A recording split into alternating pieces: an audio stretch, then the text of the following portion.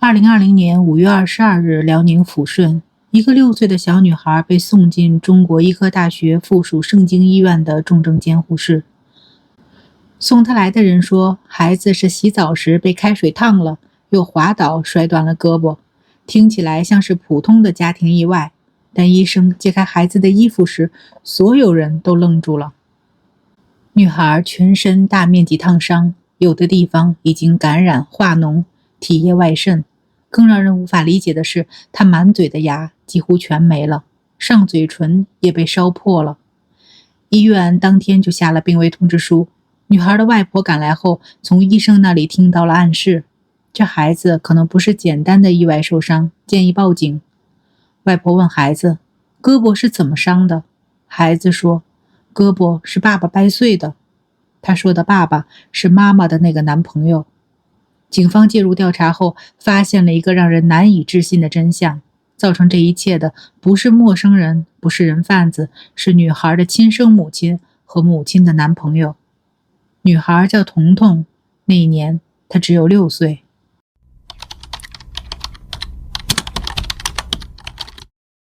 彤彤的父母在她很小的时候就离异了。据媒体报道，彤彤的父母在2018年12月离婚。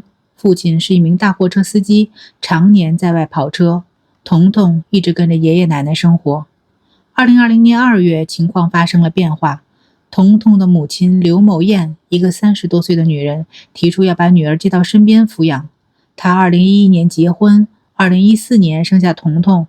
离婚后，孩子被判给了她，但一直由爸爸带着。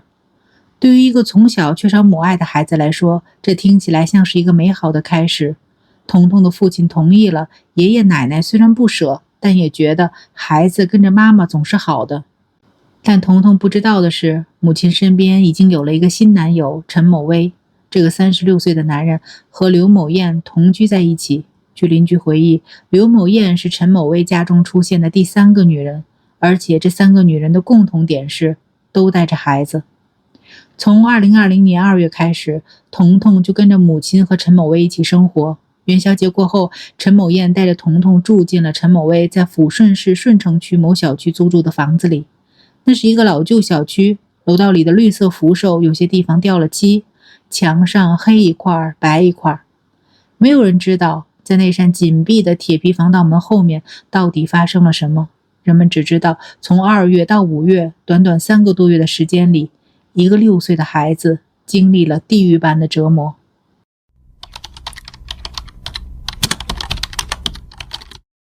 让我们先看看彤彤在这3个月里经历了什么。这些细节是法院审理查明后公开披露的。热水浇头，这是最致命的一次。2020年5月中旬的一天，陈某威给彤彤洗澡时，故意把水温反复调到最高和最低档，浇在彤彤身上。热水的温度足以造成重度烫伤。更残忍的是，他不是一次浇完就停了。据伤情鉴定显示，他是用开水烫后再用凉水冲，再用开水烫后再用凉水冲，反复3次。这种反复冷热交替的做法会让烫伤的皮肤组织破坏得更彻底，直到伤口严重感染，孩子快不行了，2个人才把他送到医院。铁钳拔牙，陈某威用铁钳把彤彤的牙齿一颗一颗拔下来。据伤情鉴定，彤彤的牙齿损伤被评定为轻伤2级。他甚至还强迫彤彤把拔下的牙齿吞进肚子里。打火机烧嘴，他用打火机烧彤彤的嘴唇，孩子的上嘴唇被烧破，事后嘴唇部分脱落，再也长不出来了。钢针扎腿，他在彤彤的右大腿里扎入了3枚5厘米长的钢针。掰断胳膊，他把彤彤的手臂生生掰到骨折。据彤彤自己对外婆说，胳膊是爸爸掰碎的。9根肋骨骨折，彤彤的胸部左右两侧共9根肋骨骨折。一个6岁的孩子，肋骨被一根一根打断。盆骨多处骨折，胸椎压缩骨折。跪洗衣板、睡地板，不给盖被，强迫吞烟头，喂猫粮，喂猫食。烟头烫伤身体，拳打脚踢，用洗衣板殴打，还有体罚、冻饿，不给饭吃，长期频繁地摧残这个6岁的孩子。而童童的母亲刘某燕在做什么？她没有阻止。法院审理查明，刘某燕身为童童的法定监护人，未有效阻止陈某威，不仅一再放任陈某威的行为，而且时而参与殴打、虐待童童。一个6岁的孩子，最信任的人就是妈妈，可这个妈妈却和另一个大人一起，对他施加着常人无法想象的痛苦。他甚至曾经威胁童童的外婆不准报警，说如果自己入狱，出狱后要找人报复。但据法院查明，刘某燕并非完全没有过犹豫。她虽带被害女童躲避陈某威施暴，但终未采取有效措施阻止防范。她躲过一次，但最终还是没有救自己的孩子。2020年5月20日，童童被送到盛京医院骨科门诊时，已出现烫伤后体液丢失的症状，且骨折位移，随时有生命危险。医生建议立即手术。接诊医生回忆，刘某燕听到手术费至少需要1万元后，竟然带着童童离开了医院。从始至终，童童一言不发，一声不哭，帽子遮住了半张脸，低着头，没有直视过医生。直到第二天5月21日晚间，童童才被再次送到医院住院治疗。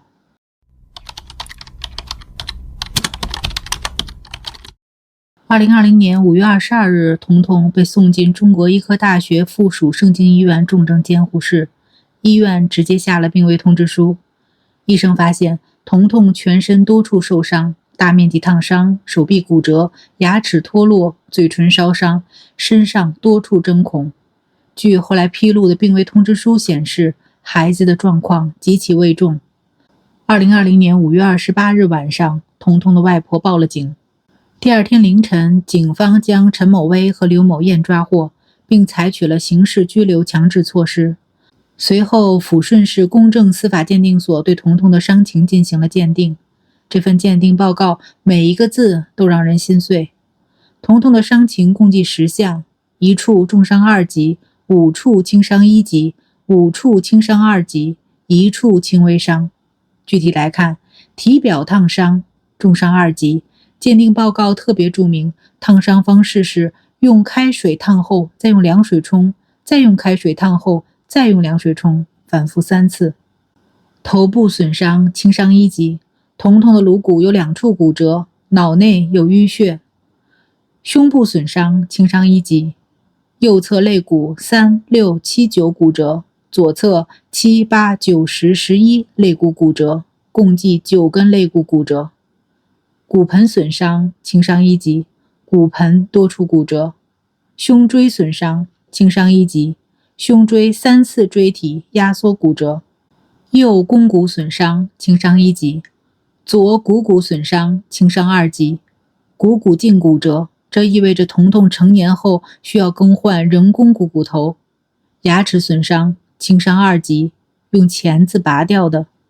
右耻骨损伤，轻伤2级，右大腿异物，轻微伤，扎入的3枚5厘米钢针。此外，体表皮肤还有其他部位的轻微损伤。根据伤残等级评定，童童构成1处7级伤残、2处9级伤残、1处10级伤残。一个6岁的孩子身上同时带着这么多处伤，你能想象他是怎么熬过来的吗？童童在重症监护室住院18天，经历了多次手术后，于2020年6月9日出院。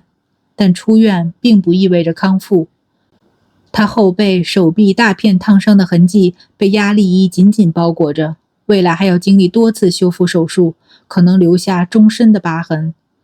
头顶中间伤疤斑驳，伤疤处被损毁的毛囊，再也长不出头发。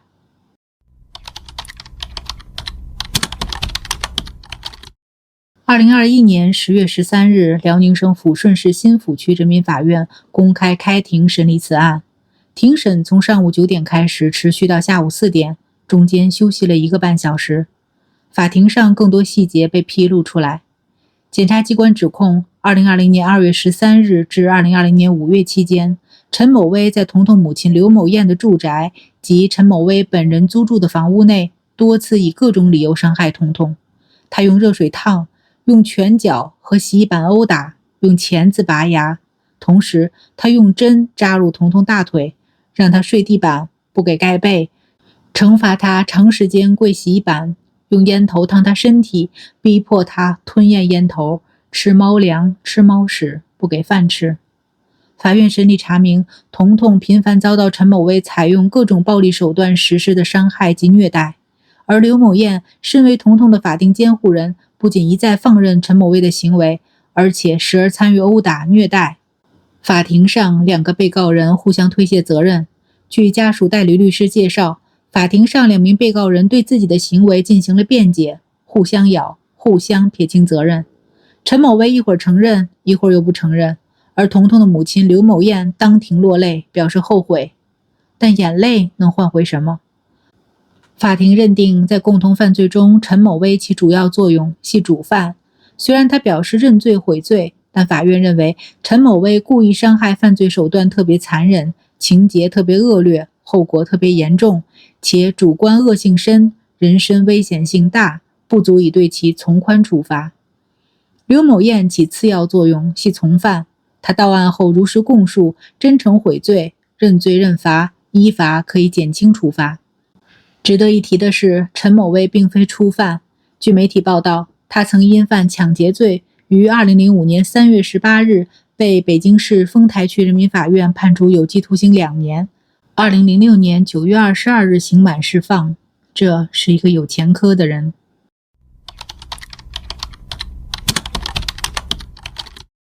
2021年10月13日下午，法庭宣判，被告人陈某威犯故意伤害罪，判处有期徒刑15年；犯虐待罪，判处有期徒刑2年，决定执行有期徒刑16年。被告人刘某艳犯故意伤害罪，判处有期徒刑2年；犯虐待罪，判处有期徒刑1年6个月，决定实行有期徒刑3年。此外，陈某威还被判赔偿彤彤20.2767.35元。宣判后，两人当庭表示服从判决，不上诉。但这个判决结果引发了巨大的争议，很多人觉得母亲的3年刑期太轻了。彤彤的父亲在庭审结束后表达了不满。据家属代理律师介绍，童先生对于刘某艳获刑3年的判决不满，他认为判得轻了，情绪不好。他此前曾表示，我对他们恨之入骨。他还向法院申请撤销孩子生母的监护权。但法律有他自己的逻辑，刘某艳被认定为从犯，到案后如实供述，认罪认罚，依法获得了减轻处罚。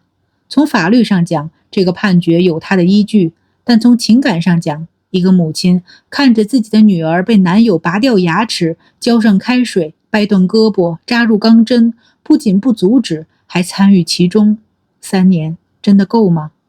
案发后，彤彤的监护权被法院依法变更为他的父亲。父亲辞去了货车司机的工作，改做洗车工，专门照顾孩子。社会各界爱心人士向彤彤捐款，截至2020年10月29日下午，彤彤账户内的捐款余额已有156万余元。彤彤的父亲说，天气很冷，但心里热乎。目前，彤彤在抚顺某小学就读，还当上了班长，但他身上的伤还没好完。身上的疤痕偶尔会出现发炎、感染的情况，头上仍有部分地方没长出头发，嘴唇被烧破后部分脱落，现在也长不出来了。左臂因为此前骨折延误治疗，已经无法完全恢复，因虐待造成颅骨2处骨折，脑内淤血，他会头晕、头痛。父亲说，谁都不能在他面前提他妈妈，孩子很反感，到现在还会做噩梦，晚上经常哭闹。彤彤出事前性格开朗，想当画家，他有一头秀丽的长发，笑起来眼睛弯弯的，站在舞台中央领舞芭蕾的样子漂亮又可爱。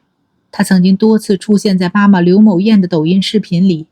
4月19日的视频是一家3口，彤彤和陈某威在镜头里蹦蹦跳跳，彤彤回头看了妈妈一眼，笑着转身向前一跃，马尾和裙摆随之扬起又落下。一个在外人看来幸福的3口之家，关起门来却是彤彤的噩梦。如今她穿着压力衣，裹着满身的伤痕，他的童年被硬生生打断了。虎毒尚且不食子，可有些人连动物都不如。彤彤的故事让我们愤怒，更让我们心痛。他提醒我们，不是所有的家都是港湾，不是所有的父母都配得上父母这2个字。幸运的是，彤彤有一个不放弃他的父亲，有一个第一时间报警的外婆，有无数伸出援手的陌生人。愿这个孩子往后的人生只有阳光，没有阴霾。感谢您收看今天的小薇说案，我是小薇，我们下期再见。感谢大家观看今天的案件解析。如果您喜欢我们的内容，别忘了点赞、订阅小薇说案，打开小铃铛，第一时间获取最新更新。有什么想法或想听的案件，也欢迎在评论区留言，和小薇一起讨论。我们下期再见。